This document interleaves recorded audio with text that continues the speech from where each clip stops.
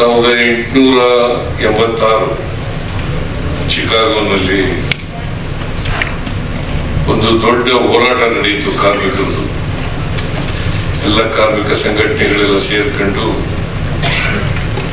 ದೊಡ್ಡ ಹೋರಾಟವನ್ನ ಮಾಡಿದ್ರು. ಅವ್ರ ಬೇಡಿಕೆ ಏನಿತ್ತಪ್ಪ ಅಂತಂದ್ರೆ, ಕೆಲಸದ 8 ಗಂಟೆಗಳ ಕಾಲ ಮಾಡಬೇಕು, 8 ಗಂಟೆಗಳು ವಿಶ್ರಾಂತಿ ಬೇಕು, 8 ಗಂಟೆಗಳು ಮನೋರಂಜನೆ ಕಾರ್ಯಕ್ರಮಕ್ಕೆ ಬೇಕು, ಮನೋರಂಜನೆಗಾಗಿ 8 ಗಂಟೆಗಳು ಬೇಕು. ಕೇಳಿಸ್ತಾ ಇಲ್ವಾ? ಕೇಳಿಸ್ತಾ ಇದೆಯಾ? ಕೇಳಿಸ್ತಾ ಇದೆಯಾ ಅಂತಾರಲ್ಲಮ್ಮ?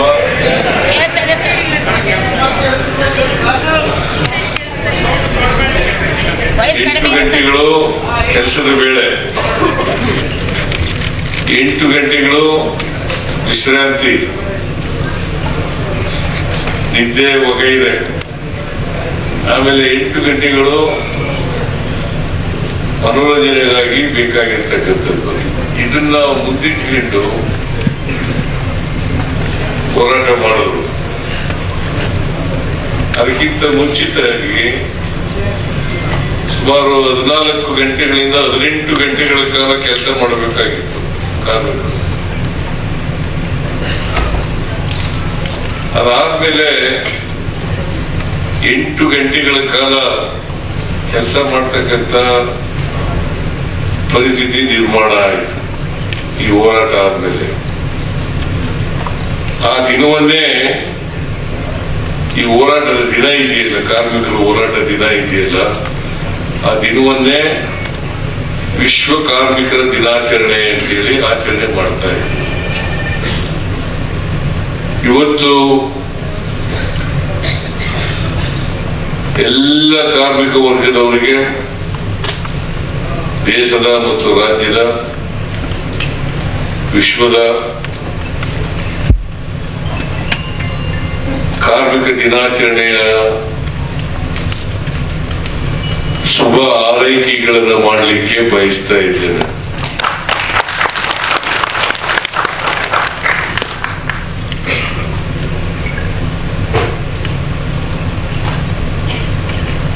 ಅದಕ್ಕೆ ಬಸವಣ್ಣವರು ಒಂದು ಮಾತನ್ನ ಹೇಳಿದ್ರು, ಕಾಯಕವೇ ಕೈಲಾಸ. ಕಾಯಕವೇ, ಯಾವುದೇ ಕೆಲಸ ಮಾಡಲಿ ಅದು ಸಮಾನ ಗೌರವ ಇರ್ತಕ್ಕಂಥ ಕೆಲಸ.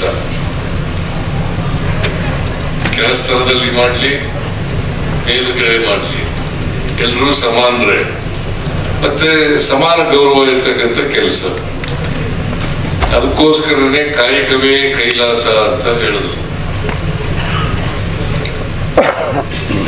ಈ ಕಾರ್ಮಿಕರಿದಾರಲ್ಲ, ದೇಶದ ಸಾಮಾಜಿಕ, ಆರ್ಥಿಕ ಮತ್ತು ನಿರ್ಮಾಣ ಕಾರ್ಯದಲ್ಲಿ ಇವರು ಬೇಕೇ ಬೇಕು. ದೇಶದ ಸಾಮಾಜಿಕ, ಆರ್ಥಿಕ ಅಭಿವೃದ್ಧಿ ಆಗ್ಬೇಕಾದ್ರೆ, ದೇಶದ ಸಂಪತ್ತು ನಿರ್ಮಾಣ ಆಗ್ಬೇಕಾದ್ರೆ ಕಾರ್ಮಿಕರು ಅಗತ್ಯ. ಅದಕ್ಕೋಸ್ಕರನೇ ಇವರು ಕಾರ್ಮಿಕರಲ್ಲ, ದೇಶದ ಸಂಪತ್ತಿನ ಅಭಿವೃದ್ಧಿಯ ಶಿಲ್ಪಿಗಳು ಅಂತ ಕರೀತಾರೆ.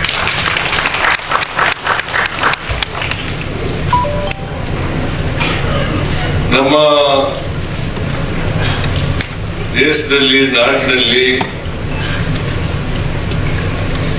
ಸುಮಾರು 75ಕ್ಕಿಂತ ಹೆಚ್ಚು ಅಸಂಘಟಿತ ಕಾರ್ಮಿಕರೇ ಇದ್ದಾರೆ.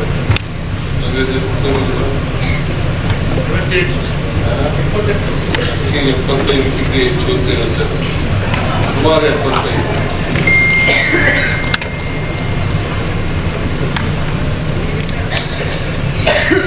ಅಸಂಘಟಿತ ಕಾರ್ಮಿಕರಿದ್ದಾರೆ, ಸಂಘಟಿತ ಕಾರ್ಮಿಕರಿದ್ದಾರೆ. ರಾಹುಲ್ ಗಾಂಧಿಯವರು ಮತ್ತು ಇತರ ಎಲ್ಲ ಮುಖ್ಯಮಂತ್ರಿಗಳು ಕೇಂದ್ರ ಸರ್ಕಾರ ಕಾರ್ಮಿಕರ ವಿರೋಧಿ,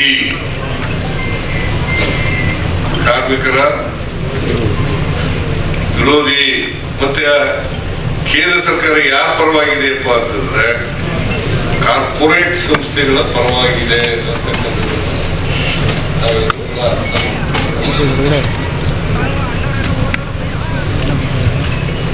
ನಮ್ಮ ಸರ್ಕಾರ ಅಂದ್ರೆ ಕಾಂಗ್ರೆಸ್ ಸರ್ಕಾರ ಯಾವಾಗಲೂ ಕೂಡ ಕಾರ್ಮಿಕರ ಪರವಾಗಿದ್ದೀವಿ. ಕಾರ್ಮಿಕರನ್ನ ಗೌರವಿಸ್ತಕ್ಕಂಥ ಕೆಲಸವನ್ನ ಮಾಡ್ತೀವಿ. ಮತ್ತೆ ನಮ್ಮ ರಾಜ್ಯ ಸರ್ಕಾರ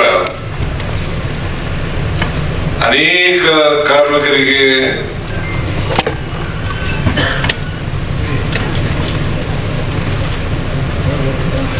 ಸಹಾಯವನ್ನ ಮಾಡತಕ್ಕಂಥ ಕೆಲಸವನ್ನ ಮಾಡ್ತಾ ಇದ್ದೀವಿ. ಈಗಲೂ ಮಾಡ್ತೀವಿ, ಮುಂದಿನೂ ಕೂಡ ಮಾಡ್ತೇವೆ ಅಂತಕ್ಕಂಥ ಮಾತುಗಳನ್ನ ಈ ಸಂದರ್ಭದಲ್ಲಿ ಹೇಳಲಿಕ್ಕೆ ಬಯಸ್ತಾ ಇದ್ದೇನೆ.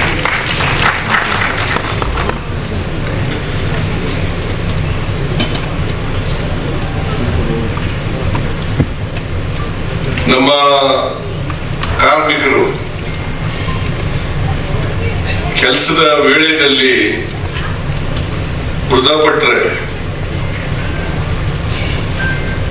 ಅವರಿಗೆ ಕೊಡ್ತಾ ಇದ್ದಂತ ಸುಮಾರು 5 ಲಕ್ಷ ಪರಿಹಾರ ಕೊಡ್ತಾ ಇದ್ದು, ಈಗ 8 ಲಕ್ಷಕ್ಕೆ ಏರಿಸ್ತಕ್ಕಂಥ ಕೆಲಸವನ್ನು ಮಾಡಿದ್ದೀವಿ. ಆಮೇಲೆ ಅದೇ ರೀತಿ ಸಹಜ ಮರಣ ಅವಂತಾರಲ್ಲ, ಅವರ ಸಂಸ್ಕಾರಕ್ಕೆ 75,000 ಕೊಡ್ತಾ ಇದ್ರು. ಅದನ್ನ 1.5 ಲಕ್ಷ ರೂಪಾಯಿಗೆ ಏರಿಕೆ ಮಾಡ್ತಕ್ಕಂಥ ಕೆಲಸವನ್ನು ಮಾಡಿ.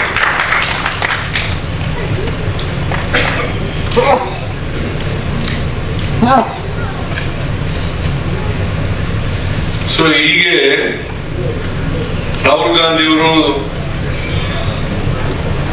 ಎಲ್ಲಿಗೆ ಕರೆದಿದ್ರು ನಮಗೆ ಕಿಗ್ ವರ್ಕರ್ಸ್ ಪರವಾಗಿ ಚರ್ಚೆ ಮಾಡಲಿಕ್ಕೆ. ನನಗೆ ಸಂತೋಷ್ ಲಾಡ್ಗೆ ಮತ್ತೆ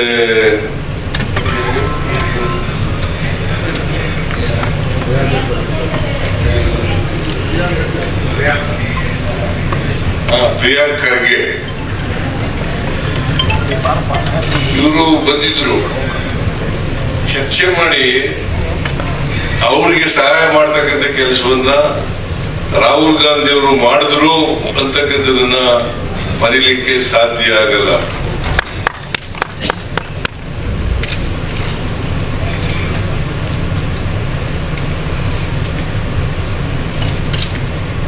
ಅದಕ್ಕೆ ಕರ್ನಾಟಕ ರಾಜ್ಯ ಗೀಕ್ ಕಾರ್ಮಿಕರ ವಿಮಾ ಯೋಜನೆಯಡಿ ಒಟ್ಟು 30,256 ಗೀಕ್ ಕಾರ್ಮಿಕರನ್ನು ನೋಂದಾಯಿಸಲಾಗಿದ್ದು, ಈ ಯೋಜನೆಯಡಿ ಅಪಘಾತ ಮರಣ ಪ್ರಕರಣದಲ್ಲಿ 4 ಲಕ್ಷಗಳ ಪರಿಹಾರ ಕೊಡಲಿಕ್ಕೆ ತೀರ್ಮಾನ ಮಾಡಿದ್ದೀವಿ. 4 ಲಕ್ಷ. ಈಗಾಗಲೇ 5 ಪ್ರಕರಣಗಳಲ್ಲಿ ಈ ತರ ಪರಿಹಾರವನ್ನ ಕೊಟ್ಟಿದ್ದೀವಿ ಅಂತಕ್ಕಂಥ ಮಾತುಗಳನ್ನ ಹೇಳಲಿಕ್ಕೆ ಬಯಸ್ತಾ ಇದ್ದೇನೆ.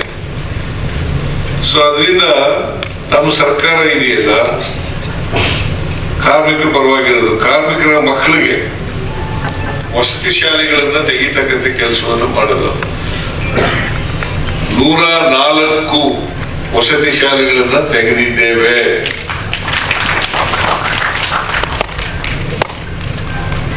ಈ ಶ್ರಮಿಕ ವರ್ಗ ಇದೆಯಲ್ಲ, ಇವ್ರ ಮಕ್ಕಳುಗಳು ಕೂಡ ಉತ್ತಮವಾದಂತ ಶಿಕ್ಷಣವನ್ನ ಪಡ್ಕೊಳ್ಬೇಕು ಅಂತಕ್ಕಂಥ ಉದ್ದೇಶದಿಂದ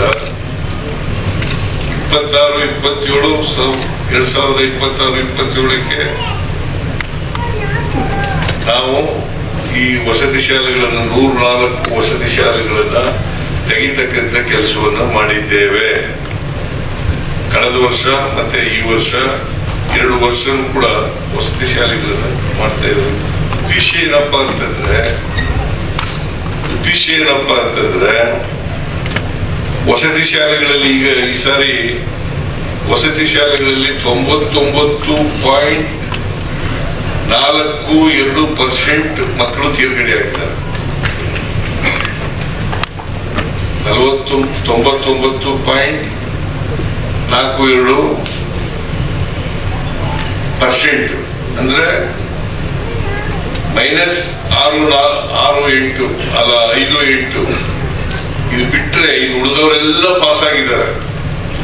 ಈ ವಸತಿ ಶಾಲೆಗಳನ್ನು ಯಾಕೆ ಮಾಡ್ತಾ ಇದ್ದೀವಿ ಅಂತಂದ್ರೆ ಕಾರ್ಮಿಕರ ಮಕ್ಕಳು ಕೂಡ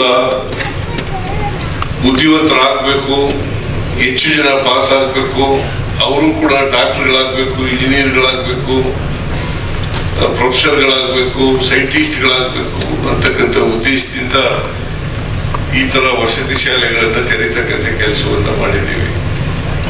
ಮೊದಲು ವಸತಿ ಶಾಲೆಗಳು ಪರಿಶಿಷ್ಟ ಜಾತಿ ಅವರು ಮಾತ್ರ ಇದ್ದದ್ದು. ಈಗ ಎಲ್ಲ ಬ್ಯಾಕ್ ಕ್ಲಾಸು ಕಾರ್ಮಿಕರು ಅವ್ರಿಗೆಲ್ರಿಗೂ ಕೂಡ ವಸತಿ ಶಾಲೆಗಳನ್ನ ಮತ್ತೆ ಮೈನಾರಿಟೀಸು ಇವ್ರಿಗೆಲ್ರಿಗೂ ಕೂಡ ವಸತಿ ಶಾಲೆಗಳನ್ನ ತೆಗಿತಕ್ಕಂಥ ಕೆಲಸಗಳನ್ನ ಮಾಡ್ತಾ ಇದ್ದೀವಿ.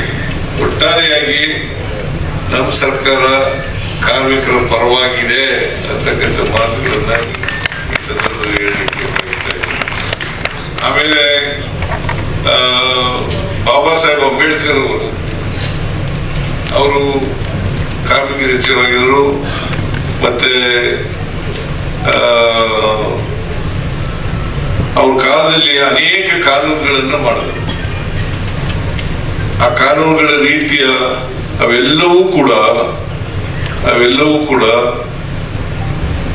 ಕಾರ್ಮಿಕರ ಹಿತ ಕಾಯತಕ್ಕಂಥ ಕೆಲಸವನ್ನ ಮಾಡ್ತಕ್ಕಂಥ ಕಾನೂನುಗಳನ್ನು ಮಾಡಿದ್ರು ಅಂತಕ್ಕಂಥದ್ದನ್ನ ಈ ಸಂದರ್ಭದಲ್ಲಿ ಸ್ಮರಿಸಿಕೊಳ್ಳಲಿಕ್ಕೆ ಬಯಸ್ತೇನೆ. ಜಗಜೀವನ್ ರಾಮ್ ಅವರು ಕೂಡ ಕಾರ್ಮಿಕರಿಗೋಸ್ಕರ ಕೆಲಸ ಮಾಡಿದ್ರು ಅಂತಕ್ಕಂಥದ್ದನ್ನ ಈ ಸಂದರ್ಭದಲ್ಲಿ ಸ್ಮರಿಸಿಕೊಳ್ತಾ ಬಹಳ ಜನ ಖಾಲಿ ಮಾಡಿಬಿಟ್ಟಿದ್ದಾರೆ. ಸ್ವಾಮಿಗೌಡ ಹುಟ್ಟಿಗೆ ಹೋಗ್ತಿದ್ದಾರೆ ಕಾರ್ಮಿಕರಿಗೆ.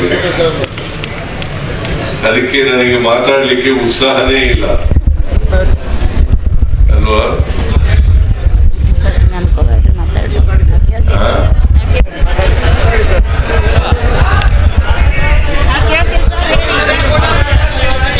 ಎರಡು ಗಂಟೆ ಆಗೋಗ್ಬಿಟ್ಟದೆ.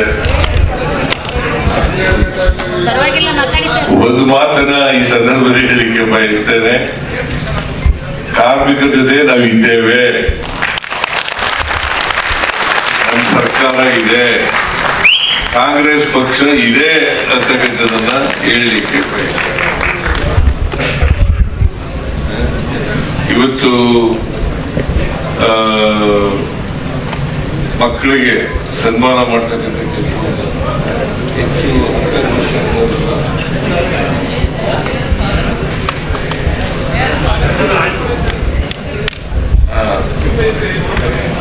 ಸನ್ಮಾನ ಮಾಡಿದ್ದೀರಿ, ಬಹಳ ಸಂತೋಷ. ಕೃಷ್ಣಾಮಿಗೌಡರಿಗೆ ಮತ್ತು ನಿಮ್ಗೆಲ್ರಿಗೂ ಕೂಡ ಧನ್ಯವಾದಗಳನ್ನ ಹೇಳ್ತಾ ಇಡೀ ಕಾರ್ಮಿಕ ವರ್ಗದವರಿಗೆ ಈ ಸಂದರ್ಭದಲ್ಲಿ ಶುಭಾಶಯಗಳನ್ನ ಕೋರ್ಲಿಕ್ಕೆ ಬಯಸ್ತಾ ಇದ್ದೇನೆ.